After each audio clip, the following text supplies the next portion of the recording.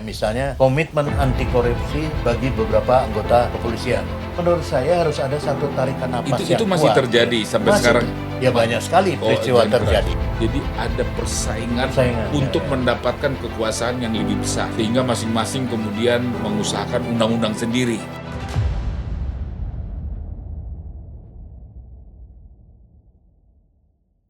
Jumpa lagi kita dalam RBA Talk, masih tentang topik desain transformasi Polri untuk mendukung visi Indonesia 2045, hasil penelitian dari Setara Institute bersama Hendardi. Pak Hendardi, Ya. sebagaimana saya katakan tadi, buku ini menurut saya jadi aktual sekarang karena reformasi Polri setelah ada demonstrasi yang kemarin itu menjadi mengedepan, bahkan Presiden kita telah memanggil ahli tata negara ya yang disebut Profesor Jimli Asidiki, mantan Ketua Mahkamah Konstitusi, Profesor Yusril Issa Mahendra dan lain sebagainya. Jadi dengan kata lain sangat penting ya hasil penelitian ini bagian nanti dalam proses. Tapi saya belum berbicara ke situ, tapi saya masih berbicara tentang buku ini. Kesimpulannya ya, jadi saya langsung pada kesimpulan dalam penelitian desain transformasi Polri ini. Saya bacakan ya, dan ingin saya tanyakan nanti kepada Pak Hendardi. Jika diringkas, jadi artinya disimpulkan itu karena artinya kan ya, kondisi Polri saat ini menghadapi tantangan serius ya, jadi tantangan serius. Jadi digarisbawahi tantangan serius pada, ini yang pertama, aspek penegakan hukum yang belum demokratis. Ya. Ya. Kedua, keterbatasan integritas. Ya. Dan yang ketiga, tata kelola kelembagaan yang belum transformatif. Ya. Nah, sehingga, ini kesimpulannya, reformasi Polri saat ini maksudnya pada tahun 2024 kan itu kan, ini proses penelitian ini belum menunjukkan perubahan signifikan. Nah, saya ingin klarifikasi atau ingin dielaborasi kesimpulan itu. Pertama, aspek penegakan hukum yang belum demokratis. Nah, maksudnya apa? Artinya belum demokratis. Ya, saya kira begini Pak, secara umum saya akan menjawab. Kesimpulan dari penelitian ini, harus kita ingat bahwa penelitian ini penelitian terhadap 167 ahli. Ya, jadi ini bukan pandangan 167 ahli. Bukan, mereka yang mengatakan begini bukan, ya. Kami merangkum pandangan mereka. Rangkuman pandangan mereka. Bukan kesimpulan kami, lembaga Setara Institute, ya tentu saja. Gitu. Nanti Pak Luhut sebagai pendiri juga bisa. Ya, memang kalau disebut demokratis memang tidak selalu arti dalam arti politik, bisa juga dalam arti sistem nilai. Ya. Jadi maksudnya bisa dikaitkan dengan apakah sentralisasi ya kekuasaan di Polri sekarang ini sudah tepat, kan bisa juga dalam arti begitu. Ya. Apakah kemudian tidak ada otonomi, misalnya kayak pemerintahan kan? Ya. Kalau pemerintahan kan ada otonomi kan, itu kepada gubernur kan gitu. Apakah misalnya otonomi kepada Polda? Saya kira bisa juga maksudnya begitu. Ya, jadi kalau mau saya coba ringkas sedikit Pak, bahwa kesimpulannya ini memang masih banyak tantangan dan dalam akselerasi transformasi Polri, ya. Dan ditunjukkan dengan masih belum demokratis dan humanisnya penegakan hukum dan penyelenggaraan Kamtipnas, permasalahan akuntabilitas dan proporsionalitas dalam penggunaan misalnya senjata api dan alat-alat kekerasan, serta penganggaran juga belum konsisten ya, misalnya komitmen anti korupsi bagi beberapa anggota kepolisian. Saya kira ini bukan beberapa tapi secara umum di kepolisian ya terjadi. Nah, pelayanan publik yang belum akomodatif dan proaktif, dan kendala modernisasi pelayanan sumber daya manusia Polri yang kompetensinya belum merata, serta tata kelola yang menghambat organisasi menjadi transformatif. Ini yang saya kira ini. Nah, Antara lain itu yang ininya yang ya, ini ya. yang dibicarakan oleh para Iya. ahli itu. Tapi saya bisa melihat begini, aspek penegakan hukum yang belum demokrasi. Tadi saya mengatakan begini, kan bagaimanapun Polri itu kan bagian dari pemerintahan, kan Betul, begitu ya. ya. Nah, Kementerian Dalam Negeri itu memberikan konsep apa namanya otonomi ya atau dekonsentrasi atau otonomi kepada Pemda. Jadi dengan kata lain tidak sentralisasi kan gitu ya. Dan itu sudah terjadi dari Nah, saya juga melihat begitu dan juga saya mendengarkan apa ulasan-ulasan yang seperti itu. Jadi tidak sentralistik. Ya, itu kan dipimpin oleh satu orang dan untuk seluruh Indonesia padahal masyarakat kita itu berbeda-beda. Nah, misalnya ilustrasi nih. Nanti tahun 2026 kita akan berlaku Kitab Undang-Undang Hukum Pidana yang baru. Di sana itu ada hukum adat. Iya. Dikenal yang namanya hukum adat.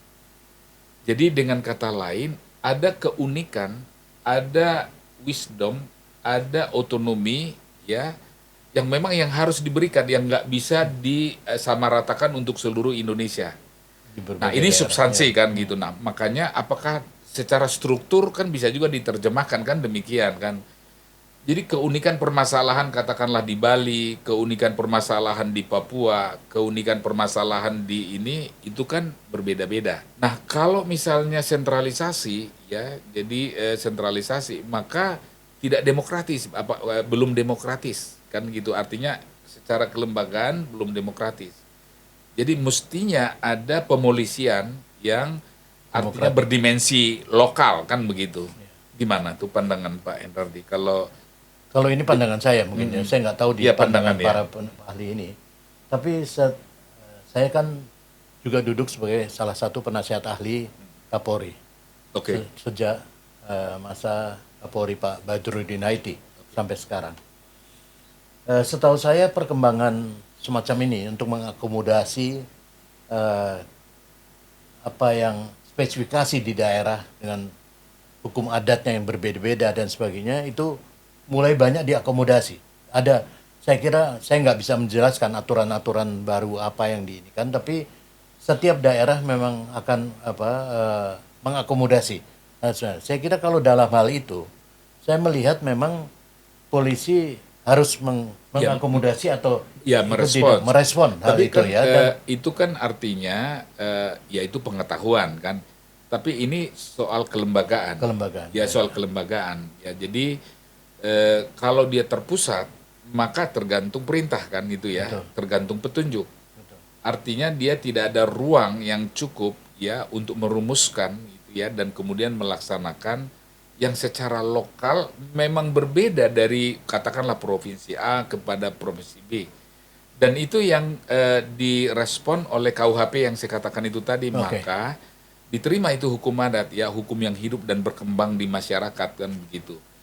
Nah, kalau itu belum ada dalam pikiran ahli itu barangkali andai kata ini direvisi nanti bisa dimasukkan barangkali Oh di iya, situ. ini rencananya memang kami akan melakukan lanjutan ya. Dan saya kira akan mendapat juga dukungan dari Bappenas dan Iya. lainnya. Kan aspek untuk penegakan itu. hukum yang belum demokratis termasuk juga mungkin tentang restoratif justice itu Restoratif justice yang restoratif justice itu ya, saya kira ya. Saya kira memang hal-hal semacam itu nantinya akan menjadi perhatian atau menjadi tekanan perhatian pada penelitian yang berikutnya. Tetapi saya ingin katakan bahwa apa yang Pak Luhut sampaikan tadi benar bahwa tentang dari segi memang perhatian memang ada terhadap ini. Tetapi kan persoalannya itu mesti dikorelasikan juga dengan KUHP yang baru dan sebagainya ya. KUHP kan masih RUU KUHP. KUHP yang sudah jadi undang-undang, tinggal KUHP, berlaku ya, nanti bulan ya. Januari ya. Ya. Jadi aspek penegak hukum yang belum demokratis. Jadi belum demokratis. demokrasi dalam arti kan values kan nilai. Kalau artinya bahwa orang ditanya, orang diberikan kesempatan kan gitu, pikirannya di entertain kan itu kan artinya. Oke, itu yang pertama tadi ya. Ini sebagai kesimpulan dari buku yang sangat bagus menurut saya ini ya. dan sekarang aktual dan sangat relevan. Nah, yang kedua, keterbatasan integritas, ya. Itu yang kedua nih, keterbatasan integritas. Jadi artinya eksis ya, ada keterbatasan integritas dalam tubuh Polri ya. Nah, ini bisa kelembagaannya, bisa juga personalianya kan gitu ya. Ya. Nah, bagaimana? Bisa sedikit diklarifikasi tentang ini, keterbatasan integritas ini. Kalau yang saya banyak dengar kan adalah begini, akuntabilitas yang masih rendah di kepolisian, ya berdasarkan undang-undang, apakah itu undang-undang Polri, apakah itu KUHAP gitu ya, maka mempertahankan integritasnya itu menjadi semacam kemustahilan. Ya konkretnya sulitlah bahwa tidak akan terjadi suap menyuap lah misalnya karena kekuasaannya yang begitu besar gitu ya. Itu contohnya yang. Nah, bagaimana dulu setara dulu melihat Pak Hendardi melihat itu. Iya, sebetulnya memang ini problem akut di dalam kepolisian ya, soal integritas ini. Ini memang kemudian kan ini yang sering mengundang pandangan-pandangan untuk tentang menyangkut kelembagaan polisian, menyangkut juga pengawasan dan sebagainya. Tetapi itu saya kira dimodali oleh memang kekuasaan yang sangat besar dari kepolisian ya, dengan kedudukannya di bawah presiden memang memiliki satu kekuasaan yang relatif besar untuk mengelola dirinya sendiri. Jadi tentu integritas yang kuat diperlukan untuk itu. Tapi bagaimana kita kemudian mengelola ini supaya integritas itu bisa di seluruh jajaran ya. Memang ada sejauh ini kemudian orang sering kali berpikir tentang kelembagaan itu, apakah di bawah presiden atau di bawah kementerian dan sebagainya untuk intinya kan mengawasi atau menjaga polisi, integritas polisi. Tetapi yang kedua, saya kira juga pengawasan, baik internal maupun eksternal. Kalau internal udah tahulah banyak kita, Irwasum, Irwasda, segala macam. Eksternal juga ada seperti lembaga Kompolnas, yang menurut saya juga institusi ini masih sangat terbatas sebetulnya di dalam melakukan aktivitasnya, karena juga undang-undangnya menurut saya masih sangat membatasi ya Kompolnas ini untuk melakukan aktivitas kegiatannya ya, karena dia hanya punya kewenangan yang sedikit, antara lain adalah memang memberikan data-data pada presiden dan sebagainya ini, kemudian juga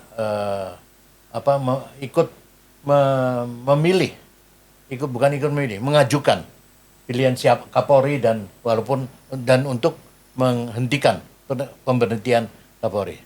Tapi hal-hal itu tidak cukup di dalam konteks pengawasan ya, dan tidak punya kekuatan sebenarnya mengawasi kepolisian. Gitu. Tadi saya tertarik tadi dengan pernyataan ya dalam kaitan keterbatasan integritas ini tadi, ada hubungan sebab akibat kekuasaan yang besar. Iya.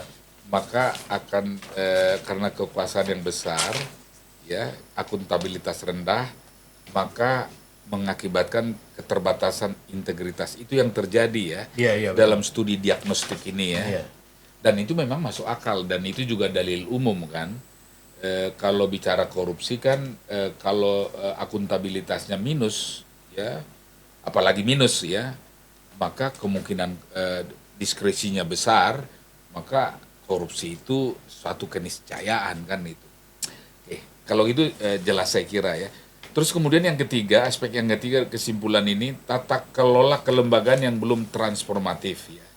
Tata kelola yang belum transformatif. Mungkin ada hubungannya tadi yang disampaikan oleh Pak Hendardi tadi soal kelembagaan Polri akan ditempatkan di mana. Nah, kebetulan memang di halaman 35 ada nih. Jadi dari berapa tadi jumlah ahli itu? 167. Ya. Pandangan, jadi artinya pandangan 167 ahli terhadap struktur Polri dalam ketatanegaraan. Itu kan berarti kan Iya. pasti mereka mungkin ahli tata negara lah. Iya. Ini saya ringkas ya, di sini disebutkan arus pandangan terhadap struktur institusi Polri dalam ketatanegaraan di Indonesia ini ada 4 ya disebutkan nih. Pertama, Polri di bawah Kementerian Dalam Negeri. Iya. 2, Polri di bawah suatu kementerian baru seperti Kementerian Keamanan Nasional. 3, Polri tetap di bawah Presiden. Yang keempat, Polri tetap di bawah Presiden dengan penguatan lembaga dan kewenangan Kompolnas. Jadi dengan kata lain ini arus ya pemikiran. Iya. Tapi kalau dikuantifikasi misalnya berapa persen yang ke nomor 1, berapa persen ke nomor 2, berapa persen ke nomor 3 dengan nomor 4, saya juga nggak tahu. Tapi kalau saya ditanya, saya sih lebih cenderung antara nomor 1 dengan nomor 2, bukan nomor 3 dengan nomor 4. Iya. Tapi saya kira pasti masing-masing Punya punya yang berbeda-beda lah. Jadi Polri saat ini belum menunjukkan perubahan signifikan. Nah, mungkin ada hubungannya dengan itu penempatan ya atau pandangan terhadap struktur ya Polri dalam ketatanegaraan Indonesia itu. Tadi Pak Endari sudah menyinggung itu tadi. Iya. Tapi saya kira begini, hal tersebut saya kira juga harus dikaitkan dengan persoalan politik secara global ya, bahwa dalam reformasi kepolisian terutama di dalam konteks kedudukan kelembagaan ini menjadi penting untuk tidak bisa kita membahasnya dalam konteks yang bebas nilai. Harus dilihat bahwa kalau saya selalu berpikir bahwa apalagi kaitannya dengan misalnya TNI, harus ada satu tarikan napas yang sama antara reformasi kepolisian dengan reformasi TNI, gitu. Nah, ini kalau itu tidak terjadi, polisi pasti juga berkeberatan untuk tapi dia ya Tapi itu justru kan yang putusan. terjadi kan sekarang reformasi TNI sudah selesai. Artinya TNI katanya sudah ke barak kan gitu ya. Tapi reformasi Polri katanya belum terjadi katanya. Itu kan yang dikatakan orang. Dalam beberapa hal itu benar dia ke barak dan sebagainya. Tapi dalam konteks hubungannya dengan polisi itu selalu tidak pernah bisa ini karena misalnya soal peradilan militer. Soal itu hal-hal kemudian semacam dalam itu, RUU tentang keamanan negara ya. ya, Dalam konteks itu yang ada di DPR pada atau dasarnya yang berkaitan dengan kewenangan-kewenangan TNI polisi di dalam hukum pidana itu tidak bisa dijalankan di TNI. Oh, oke. Ya, itu satu soal yang saya jadi kira artinya benturan kewenangan atau perlombaan iya, untuk kewenangan. itu akan tetap Jadi ada. artinya Makanya menurut saya harus ada satu tarikan napas yang itu masih kuat, terjadi ya. sampai sekarang. Ya banyak sekali peristiwa jangan keras. terjadi. Jadi berarti saya ingat nih tulisannya Daniel Eslev, masih ingat ya Daniel Eslev, Iya. yang menulis buku tentang politik hukum di Indonesia, yang menggambarkan ini dalam bidang penegakan hukum antara polisi, jaksa, kan gitu, hakim, ya kan itu kan tahun 60-an itu kan tulisannya. Dia bilang rivalry. Jadi ada persaingan untuk mendapatkan kekuasaan yang lebih besar. Ya. Sehingga masing-masing kemudian mengusahakan undang-undang sendiri dan merumuskan sendiri kewenangannya. Maka undang-undang Polri lahir pada tahun 71 ya kalau nggak salah. Kejaksaan juga 13-15 tahun 71. Ke pengadilan juga begitu. Jadi artinya masih eksis dong sampai sekarang. Masih Ya. dan kemudian pendapat Pak Luhut ya tadi bahwa ini polisi di dalam pilihan pertama dan kedua untuk ini itu tidak bisa kita lihat secara polisi ini berdiri sendiri. Itu harus dilihat dalam konteks yang lebih luas, dalam konteks dengan hubungannya juga dengan TNI di dalam soal keamanan nasional. Beberapa sektor keamanan nasional yang menjadi tugas polisi misalnya banyak juga kemudian mulai diambil oleh institusi lain. Nah, ini yang saya kira kita tidak mudah untuk saya belum bisa, kalau pendapat saya sendiri belum masih sulit untuk menggambarkan selain ini adalah amanat reformasi bahwa polisi adalah apa sipil ya dan masih agak sulit membayangkan dia di bawah satu kementerian atau ini yang apa bedanya dengan di bawah presiden secara politik. Dia tetap akan dikendalikan oleh menjadi alat kepentingan, bisa menjadi alat kepentingan artinya pemerintah. Bukan pilihan absolut lah, bukan kan pilihan begitu absolut, ya. Kalau mau polisi yang lebih baik kan begitu ya. Tapi memang arus pandangan itu tadi ada 4 ya. Ada 4, betul. Tadi 1, 2, 3, 4. Tadi saya bilang mungkin cocok 1, 2 kalau untuk diperdebatkan barangkali ya. Sebagai perdebatan berikutnya dari penelitian itu bagus juga, saya kira. Karena kan makanya ada plesetan kan, ya, ada plesetan, ini plesetan ya, benar juga saya kira. NKRI diplesetkan Negara Kepolisian Republik Indonesia. Oh iya, kalau itu sih. Nah itu plesetan kan gitu ya, nggak benar ya. Ya nggak benar tapi menggaung kuat itu kan. Gitu. Ya itu tadi karena pengalaman empirik. Nah dalam kaitan itu nih, akan dalam penelitian ini dia bilang 12 tema tadi dari 130 ya, masalah ya. Ya, diperas. Kemudian diperas menjadi 12 tema. Nah berkaitan dengan ini ada nih pernyataan di sini ya.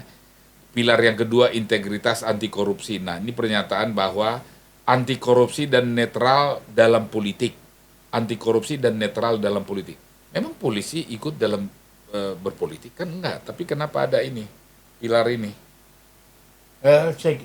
Saya ini nggak tahu saya kesimpulannya. Tapi saya kira begini, itu kaitannya dengan pandangan bahwa selama ini polisi, bukan selama ini, di bawah pimpinan Kapolri yang berganti-ganti itu, seringkali itu digunakan juga sebagai semacam alat politik. Mungkin itu, terutama di dalam konteks misalnya pemilu atau semacam itu.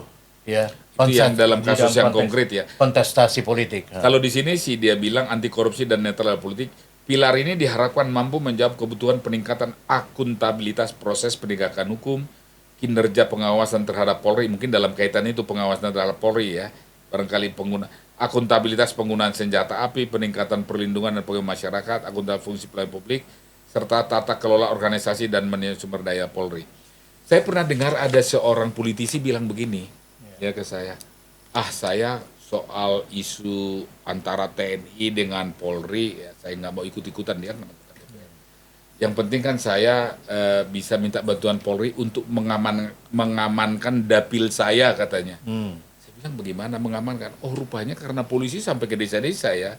Betul. Buat mengamankan itu ya. Mungkin dalam itu kan sampai ke Babinkan Tipmas. Ya kan? Jadi selalu ada potensi untuk digunakan. Disalahgunakan baik di pusat maupun di daerah-daerah, apalagi daerah-daerah terpencil itu yang sulit dimonitor.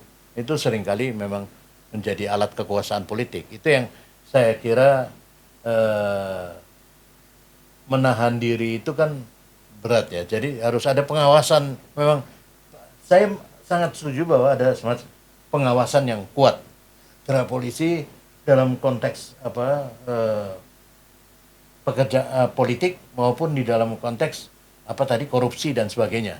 Itu harus ada pengawasan yang ketat dan kuat. Karena itu saya katakan tadi misalnya Kompolnas ini salah satu unsur pengawasan eksternal yang harus didaya gunakan lebih buat dikuatkan secara peraturan perundang-undangannya juga. Baik, ini semakin menarik saya kira diskusi kita ya, dan sudah semakin detail.